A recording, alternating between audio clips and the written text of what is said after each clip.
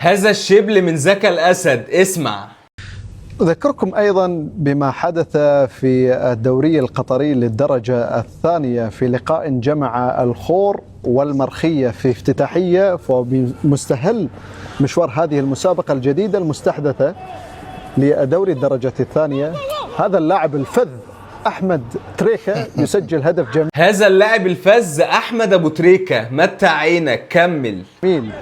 حيث المرخية انتصر على الخور ب3 أهداف دون مقابل. هدف جميل كابتن محمد ما شاء الله. انا هخلي الكابتن حاتم اللي يعلق. هو يعني اكيد هنعلق، يعني هدف جميل حقيقة ما شاء الله، امكانيات خاصة الرؤية والمهارة الفنية استعمل فيها، طبعا ان شاء الله يستمر على هي بطريقة الشب على فكرة اللوب. الهدف ده ابو تريكة نفسه جابه في الاسماعيلي تقريبا. انا فاكر ان هو جاب الهدف ده وتقريبا في الاسماعيلي. كمل. تعلم من من مين تعلم؟ الله اعلم، يعني نتمنى انه يواصل على كل حال. لكن هو من مثل الاعلى احمد محمد. الله كده ابوه يعني. مصر كلها عارفة ان مثله الاعلى محمد مجدي قفشة. احمد وسيف نفس الكلام. كمل. اكيد يعني. طيب وسيف؟ الله اعلم برضه. يا اخي انا زعلان منكم اللي انتوا جبتوها. ليش بالعكس، هذا هدف افتتاحي في البطولة يا اخي ما انتوا ما تجيبوش اهداف الدرجه الثانيه كلها. اتمنى له التوفيق ان شاء الله.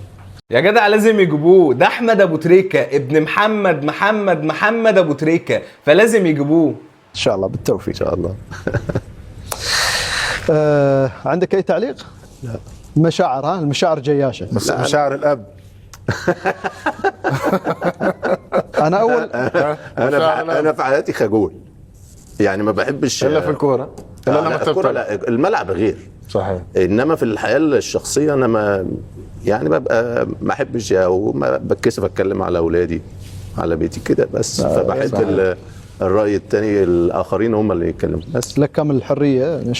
نشكر لك كل شيء كابتن محمد صراحه. نشكر لك هذا الانتاج يا جدعان. ايه الاحترام والعظمه بتاع ابو تريكة دول؟ والله العظيم يا جدعان بيجبرني ان انا احترمه، بيجبرني.